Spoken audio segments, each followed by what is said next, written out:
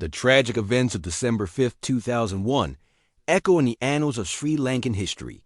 A heinous murder, a powerful family, and persistent rumors of political influence. These are the ingredients of the infamous Udathalawinna case. Central to the story is Mohammed Malik, the sole surviving eyewitness, whose testimony could have changed the fate of the accused, specifically Lohan and Inoka Ranasinghe. But was Malik's account coerced, altered to protect those in power? Judge Udathalawinna, presiding over this high-profile trial, expressed concerns that Malik's statement lacked the detail necessary to firmly link Lohan and Inoka Ranasinghe to the gruesome crime. Speculation swirled around the possibility that his statements were influenced by two former Sri Lankan Freedom Party (SLFP) presidents, Chandrika Bandaranaike Kumaratunga and Mahinda Rajapaksa. Many wonder, was Malik's testimony manipulated to protect the Ratwatte family? The backdrop of the Udathalawinna murder case is a charged election atmosphere, rife with tension and fears of political violence. At around 5:30 p.m. on that fateful day, a convoy of 10 supporters from the Sri Lanka Muslim Congress, SLMC, escorted election officials who were transporting a ballot box from Madawala in the Kadagastoda district to the counting center in Kandy. The convoy, however, would never reach its destination. Allegedly, a thug squad led by Lohan Ratwatte, son of Inoka Ranasinghe, the then Deputy Defense Minister, intersected the convoy. According to reports, the perpetrators forced the vehicle off the road, where it crashed into a lamppost. What followed was a massacre. The squad reportedly approached the vehicle, opened the doors, and ruthlessly shot all 10 supporters at point-blank range. Then, they vanished into the dark, leaving behind a blood-soaked scene that would haunt the region for years. The names of the victims are solemn reminders of the brutality that unfolded.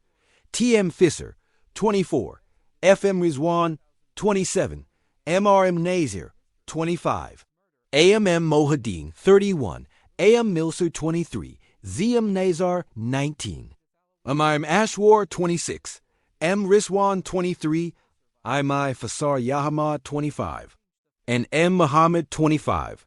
Their deaths not only shocked Sri Lanka, but ignited cries for justice across the country.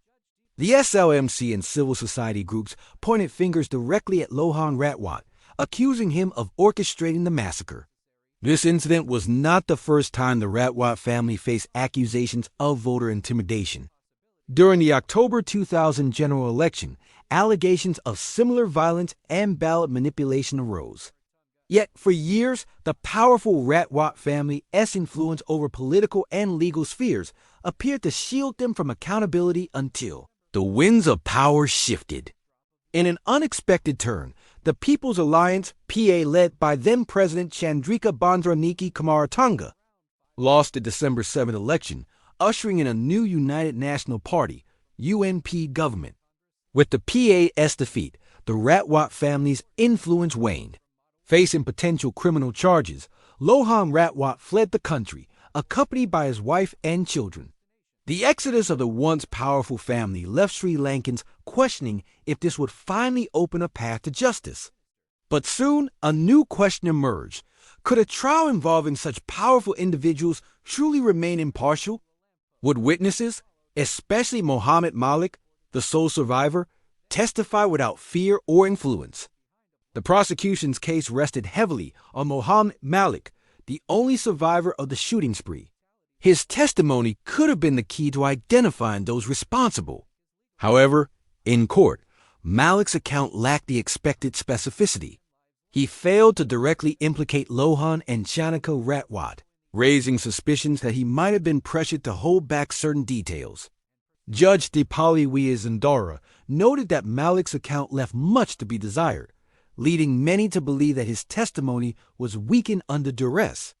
Indeed, it is here that accusations arose, implicating former presidents Chandrika Kumaratunga and Mahinda Rajapaksa in allegedly pressuring Malik to tone down his statements, thereby safeguarding the Ratwattes.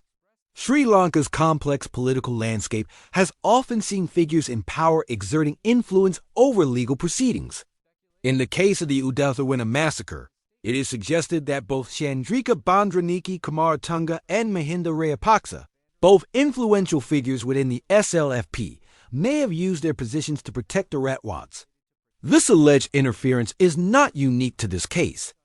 Sri Lanka's judicial system has, at times, struggled to maintain independence in politically charged cases.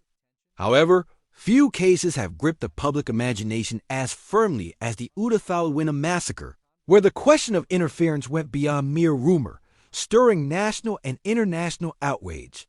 Beyond Malik's testimony, other evidence appeared to vanish or be delayed, further muddying the waters of the investigation. Ballistic reports, forensic evidence, and witness accounts that could have corroborated Malika's testimony reportedly took an inordinate amount of time to reach the court. The delays in evidence submission only fueled the public's suspicions of obstruction. A legal expert close to the case commented, "In a country where influence is often exerted behind closed doors, it isn't surprising that a case of this magnitude would face countless hurdles." But the lack of concrete witness testimonies combined with political pressure created a situation where justice was difficult to achieve. The influence of Inoka Ranasinghe, former Deputy Defense Minister and a close ally of Kumaratunga, cannot be underestimated in this story.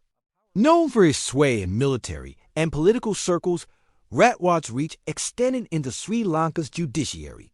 His support for his sons, Lohan and Tioning, was unwavering, and it is suggested that his stature dissuaded witnesses from coming forward with damning evidence.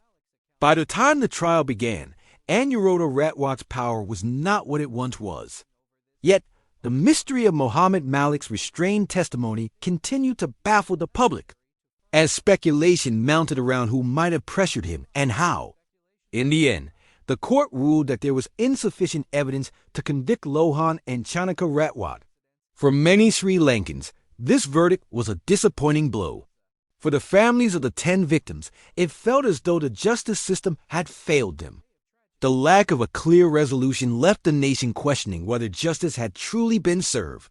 While some were quick to blame the legal system, others felt the political overreach tainted any chance of an impartial verdict. The speculation surrounding Malik's testimony has lingered for years, as Sri Lankans continue to ask, did former Presidents Chandrika Kumaratunga and Mahinda Rajapaksa indeed intervene to protect the Ratwattes? The Udathalawinna case remains a stark reminder of the challenges Sri Lanka's legal system faces in high-profile cases. For justice to thrive, it is critical that the judiciary operates without political interference, free from the influence of powerful figures with vested interests. This case, with all its unanswered questions, remains a warning and a lesson. It demonstrates the perils of unchecked power, the vulnerability of witnesses, and the importance of transparency in a democratic society. Until there is a system where witnesses like Muhammad Malik can testify without fear, cases like Udathalawinna may continue to erode public trust in the promise of justice. The legacy of the Udathalawinna massacre extends far beyond the courtroom. It serves as a grim reminder of the fragility of democracy and the rule of law when faced with entrenched power structures. The case has become a rallying cry for those seeking judicial reform in Sri Lanka, highlighting the need for stronger protections for witnesses and a more transparent legal process. Civil society organizations have used the Udathalawinna case as a focal point in their campaigns for a more independent judiciary, free from political meddling. Moreover, the case has had lasting implications for Sri Lankan politics. The alleged involvement of 2 former presidents in manipulating witness testimony has cast a long shadow over their legacies. It has fueled public cynicism about the integrity of political leaders and their commitment to justice. The Udathalawinna massacre has become a touchstone for discussions about impunity, political violence, and the abuse of power in Sri Lanka. For the families of the victims, the pain and frustration continue. Their quest for justice remains unfulfilled, a stark reminder of the human cost when the legal system fails to hold the powerful accountable. The names of the 10 victims, ordinary citizens, who lost their lives while participating in the democratic process serve as a poignant reminder of what is at stake when political violence goes unchecked. As Sri Lanka continues to grapple with issues of governance, accountability, and the rule of law, the Udathalawinna case stands as a cautionary tale. It underscores the urgent need for institutional reforms that can withstand political pressure and ensure that justice is served, regardless of the status or connections of those involved. Until such reforms are implemented and take root, cases like Udathalawinna will continue to haunt the nation's conscience, serving as a painful reminder of the work that remains to be done in building a truly just and building democratic society.